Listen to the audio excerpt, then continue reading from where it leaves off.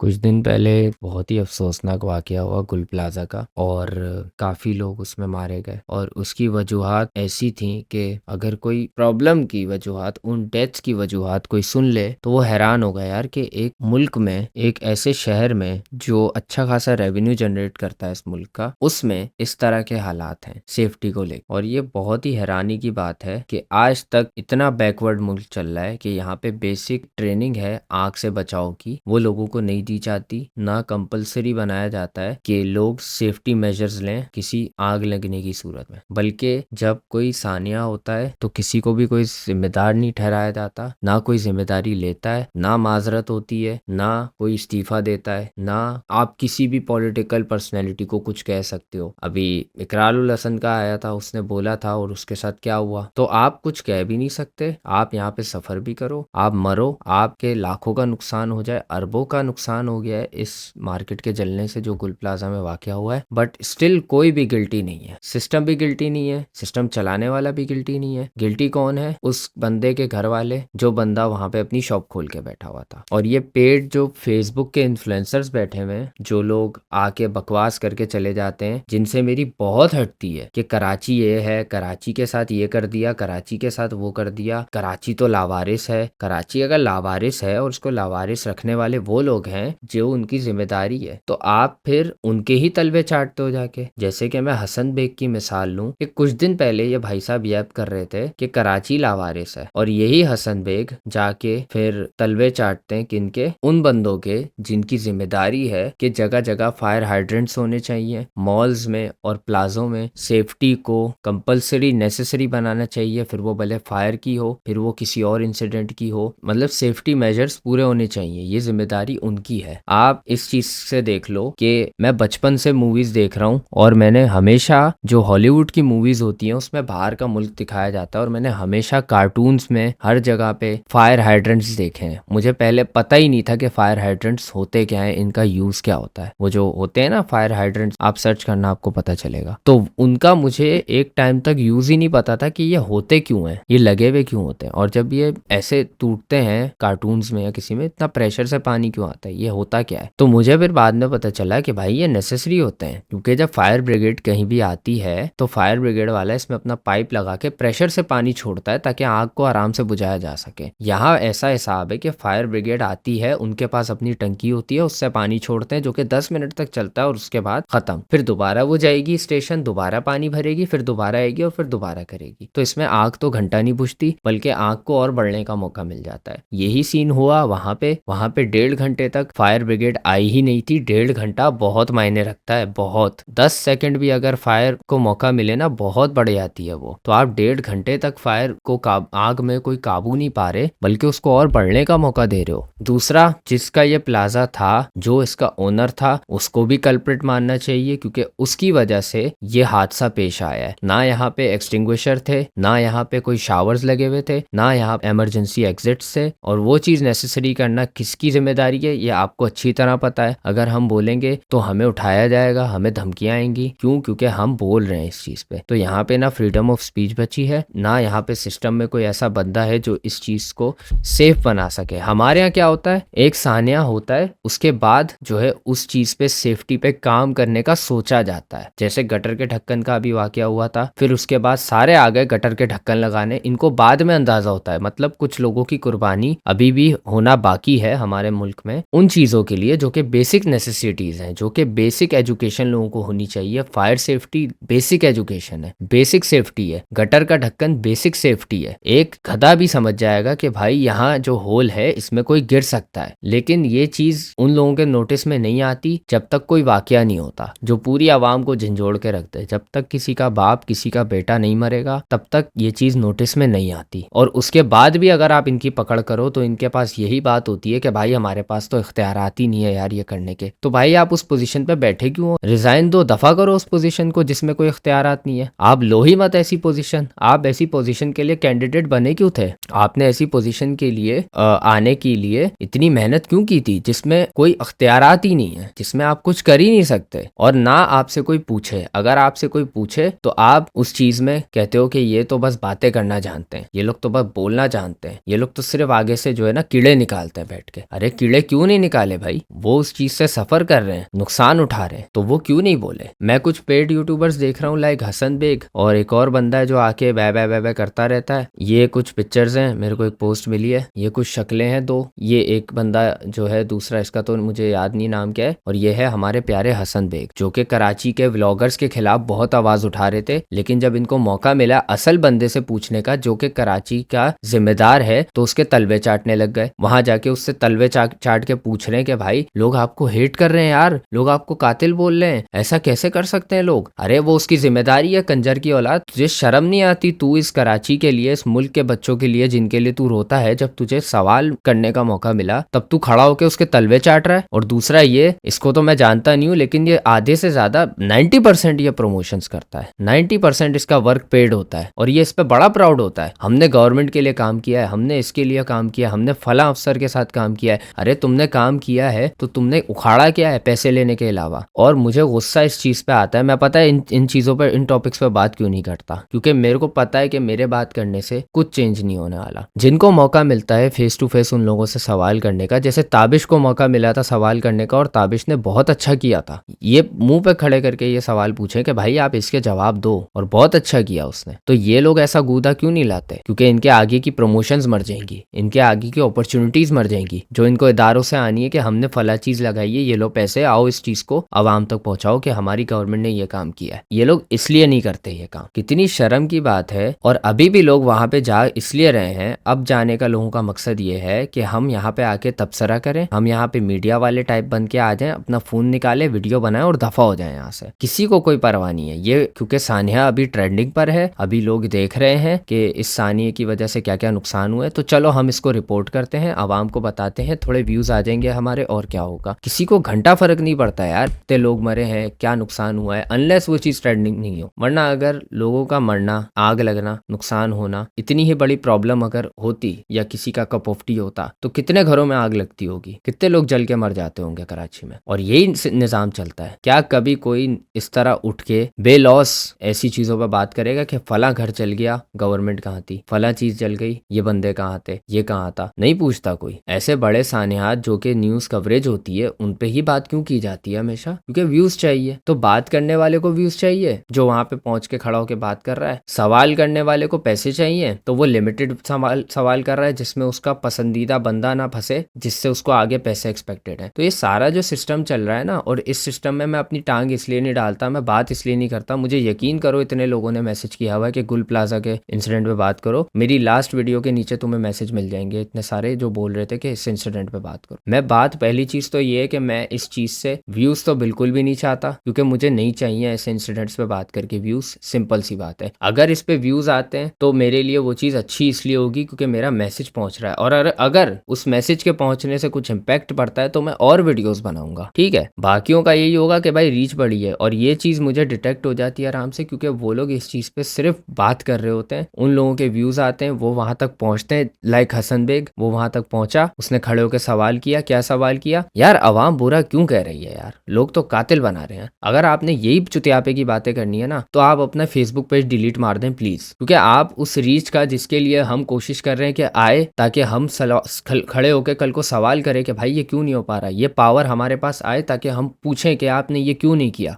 जब आपको वो पावर मिली हुई है तो आप उसका क्या कर रहे हो? पैसे कमा रहे हो बैठ के, अपनी अपॉर्चुनिटीज सेव कर रहे हो आगे के लिए। लानत है ऐसे इन्फ्लुएंसर्स पे और यूट्यूबर्स पे। ये व्लॉगर्स को घटिया बोलता था ये आदमी, ये बोलता था माए बहनें दिखाते हैं, तो तू क्या कर रहा है यहाँ बैठ के? तू तो उनसे बहुत ही नीच हरकत कर रहा है, बहुत ही नीच, इतना नीच कि मैं व्लॉगर्स की इज्जत करूंगा आज से। तू इतना घटिया आदमी है कि तू हमेशा रोता रहता है, भाई कराची तो ये है, भाई कराची तो तबाह हो गया, कराची तो लावारिस है। और जब कराची का मेयर तेरे सामने खड़ा हुआ है तो तू उसके तलवे चाट रहा है खड़ा होके। तुझे शर्म नहीं आती कि तू किस किस्म का नीच आदमी है गिरा हुआ? और ऐसे बहुत सारे इन्फ्लुएंसर्स जो अपॉर्चुनिटीज अपनी गंवाना नहीं चाहते, वो यही कर रहे हैं। अबाउट गुल प्लाजा मैं ये कहूंगा कि यार बहुत अफसोसनाक वाकया था, और मुझे इससे ज्यादा अफसोस तब हुआ जब मैंने इस चीज पे बात की और लोगों ने मुझे ही हेट करना शुरू की कि मैं इस चीज का मजाक उड़ा रहा हूँ कि जो इंसिडेंट हुआ है। कितनी कोई शर्म की बात थी मेरे लिए कि लोग मेरे बारे में अभी तक इस तरह सोचते हैं। मैं इतनी बकवास कर चुका हूँ हर हर चीज़ के बारे में कि यार डेथ का मजाक नहीं उड़ाओ। सबसे पहले मैं ये बोलता हूँ, किसी की मौत का मजाक नहीं उड़ाओ, भले वो कोई भी इंसान हो। ये चीज़ मैं बोलता हूँ। दूसरा मैं क्या बोलता हूँ, सीरियस इंसिडेंट्स पे कभी भी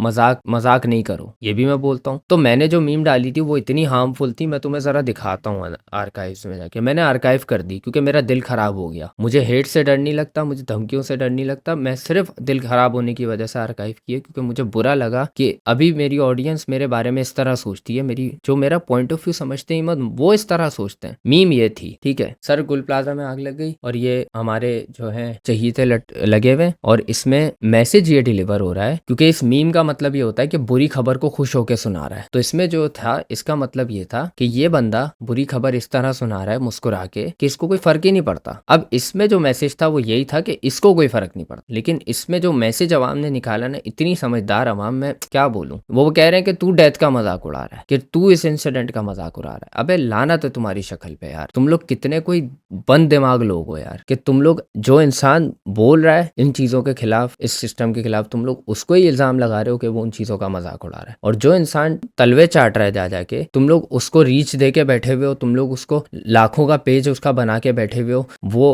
अपॉर्चुनिटीज कैश कर रहा है, पैसे कमा रहा है, और तुम ऐसे बगैरत इंसान को फॉलो कर रहे हो। और जो इंसान आवाज उठा रहा है, मैं नहीं उठाता आवाज किसी भी ऐसे टॉपिक पे क्योंकि मुझे पता है यूजलेस जाएगी, लेकिन जब मैं उठाता हूँ तो मेरा ये दिल 100% खराब करते हैं ऐसी हरकतें करके कि मुझे ही कल्प्रिट बना दिया जो बंदा इसके खिलाफ आवाज उठा रहा है या जो उसके हक में बोल रहा है जिसके साथ नाइंसाफी हुई है। मेरा बहुत दिल खराब हुआ और आइंदा मैं ऐसे किसी भी टॉपिक पर ना रील बनाऊंगा ना मैं मीम बनाऊंगा, फिर वो भले मैं कल्प्रिट के बारे में बनाऊं या मैं इंसिडेंट के बारे में, लापरवाही जो हुई है इंसिडेंट में उसके बारे में बनाऊं, क्योंकि ये बहुत ही खोती आवाम है, बहुत ही घटिया आवाम है। ये लोग सिर्फ और सिर्फ लिंक मांगने वाली मीम्स को समझ जाते हैं कि भाई इनका भी लिंक आ गया है, ये देख लो मीम वीडियो पड़ी हुई है कमेंट सेक्शन में। ये लोग बस उतना ही समझेंगे, इनका इतना सा दिमाग है बस। ये लोग मेरे पीछे का जो मतलब था उस मीम का, जो कि बहुत क्लियरली विजिबल है, जो कि बहुत लोगों ने कमेंट सेक्शन में पॉइंट आउट भी किया है कि भाई उसका मतलब ये नहीं है जो तुम लोग समझ के उसको गालियां बक रहे हो, उसका मतलब कुछ और है। बट अवाम बाकी की इतनी दिमाग से फारिग है कि मुझे ही बोलने लग गए कि तू मजाक उड़ा रहा है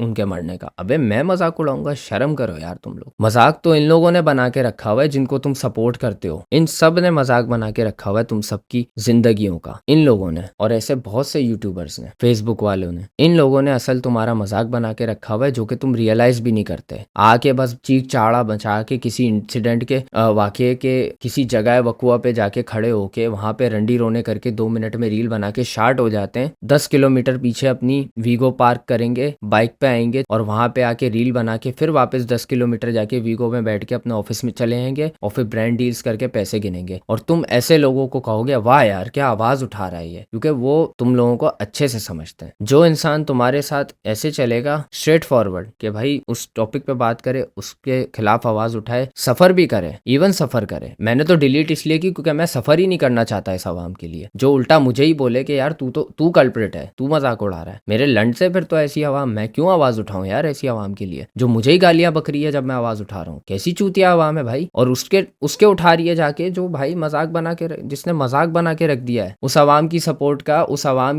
आवाम का जिसकी वजह से ये ग्रो हुआ है, जिसकी वजह, जिसका नाम ले लेके, जिस शहर की आवाम का नाम ले लेकर, सिंपैथी ले लेकर इसने अपना पूरा पेज बनाया है, पूरा एक एम्पायर खड़ा किया, उससे पैसे कमा रहा है, उस आवाम का इसने मजाक बना दिया। और वो आवाम उस जोक को समझी नहीं, वो आवाम स्टिल उसको प्यार कर रही है, उसको बोल रही है कि यार आप तो कितने ग्रेट हो यार। तो भाई मेरा तो यही टेक है। और मैं गुल प्लाजा इंसिडेंट पे बात नहीं करना चाहता था क्योंकि मुझे पता है मेरे बात करने कुछ नहीं होने वाला, और मैं अब करूंगा भी नहीं आइंदा ऐसे इंसिडेंट्स पे बात, क्योंकि मुझे बहुत अफसोस हुआ है कि यार आप ना मैनिपुलेशन गेम खेलो सिंपल। आप सीधी सीधी आवाज उठाओगे ना, आप चूतिया हो एक नंबर के, आप उल्टा कल्प्रिट बन जाओगे। फिर बाद में इन्फ्लुएंसर्स उठ के आ जाएंगे कि भाई ये तो चूतिया है, इसने तो मजाक उड़ा दिया, ये वो। आप जब वो सही बात कर रहा है उसको क्या गिफ्ट दे रहे हो? ना मुझे कोई गवर्नमेंट की तरफ से मेडल मिलना था, ना मुझे कोई पैसे मिलने थे, ना मुझे पैसे मिले, तो मैं क्यों करूंगा ये बात। सीधा सीधा इसका मकसद ये था कि ये मैसेज आगे तक जाए, लोग अवेयर हों और लोग इस चीज पे उनसे सवाल उठाएं। उल्टा मेरे ऊपर ही वो बल्ली पड़ गई कि मुझे ही गालियां पड़ने लग गई, मुझे थ्रेट्स आने लग गए। एक बंदा मुझे थ्रेट दे रहा है कि भाई मैं तो तेरे साथ देखियो सुबह क्या करता हूँ। तो मैं इन चीजों के लिए तो नहीं कर रहा कि मुझे लोग आके मारे कि भाई तूने आवाज क्यों उठाई ऐसे इंसिडेंट पे। वो ये समझे कि मैं मजाक उड़ा रहा हूँ और इस चीज पे मुझे धमकाए या मारे या कुछ भी, मैं तो, मेरे को तो इतना पैसा नहीं मिल रहा ना इस चीज से। खैर मैं इस चीज पे आवाज ना उठाऊं, ये बोलना मेरा कह लो जज्बाती फैसला था, क्योंकि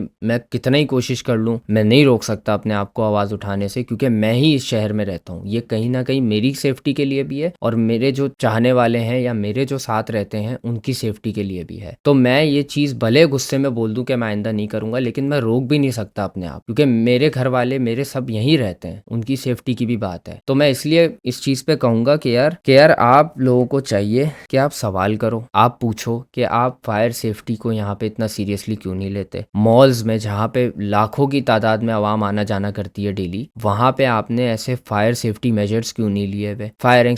फायर एक्सटिंग्विशर हमें मॉल्स में नज़र क्यों नहीं आते उस तादाद में जिस तादाद में होने चाहिए। और दूसरा फायर हाइड्रेंट्स की तरह हमारे मोहल्ले में जो कि हर गली के कोने में होना चाहिए, वो यहाँ क्यों नहीं है। एक भी नज़र नहीं आएगा आपको फायर हाइड्रेंट, एक भी, वो यहाँ क्यों नहीं है। ये सेफ्टी मेजर्स 1920 से भी पुरानी टेक्नोलॉजी है जो आज भी हमारे पास नहीं है। तारें जो नंगी लटक रही हैं हमारे कराची में ही आपको नजर आएंगी ऐसी तारें कि हर खंबे के पास एक तार है जो कि झुंड बना हुआ है तारों का, जो कि अगर गिर गई तो कोई मरेगा, जो कि अगर शॉर्ट सर्किट हो गई तो आग लगेगी तो सेफ्टी मेजर्स नहीं है। क्यों? क्योंकि वहां पे ना फायर हाइड्रेंट है, ना जो है फायर ब्रिगेड इतनी करीब है कि वो आए फटाफट आग बुझा दे, उनके पास भी पानी की किल्लत होती है। तो यहाँ पे तो कुछ है ही नहीं सेफ्टी, सब अल्लाह भरोसे चल रहे हैं कि भाई अल्लाह से हमने दुआ कर ली है, ये हमने आयतुल कुर्सी लटका ली है, अब अल्लाह ही हमारी हिफाजत करेगा। और यकीनन अल्लाह ने तुम लोगों की हिफाजत की हुई है, वरना तुम लोग सारे खत्म हो जाते। सही बात बता रहा हूँ, क्योंकि यहाँ पे ये जो लावारिस बना के रखा हुआ है इस शहर को, इस शहर से मुराद कि तुम सबको, ये कहीं ना कहीं तुम लोगों की भी गलती होगी, क्योंकि तुम लोगों ने एक तो ऐसे लोगों को चूज किया है, तुम लोग ऐसे लोगों पे प्रेशर नहीं डालते। बाहर अगर किसी और मुल्क में इस तरह का इंसिडेंट होता, अब तक तो सजा हो चुकी होती उस इंसान को जो इस चीज का जिम्मेदार है, उसको इस्तीफा देना नहीं पड़ता, उसको खुद ही उस ओहदे से हटा दिया जाता कि भाई जब तू इतना जिम्मेदार है ही नहीं, जब तू जिम्मेदारी ले ही नहीं सकता, तो तुझे किस बात का हम वो ओहदा दें। अभी कुछ दिन पहले गटर के ढक्कन का वाकया हुआ था, वहां पे भी आए लोग हाय मेरा बच्चा बोल के चले गए, कोई उस चीज पे ऐसा एक्शन नहीं हुआ कि वो चीज दोबारा ना हो। वो चीज दोबारा हुई है, काफी बच्चों के साथ हुई है, उसके बाद भी बच्चे गटर में गिरे, कोई सवाल पूछने वाला नहीं है, कोई इनको कुछ कह नहीं सकता। क्यों? क्योंकि हम अगर कहेंगे तो ऐसे यूट्यूबर्स ने, जो पेड यूट्यूबर्स हैं, इन लोगों ने इनको बहुत मोटिवेट किया हुआ है कि सर आप तो बहुत अच्छे हैं, आप नहीं बोल सकते कुछ, आप हक पे खड़े हैं, आप अपना काम नहीं करें, कोई थर्ड पार्टी वेलफेयर जो है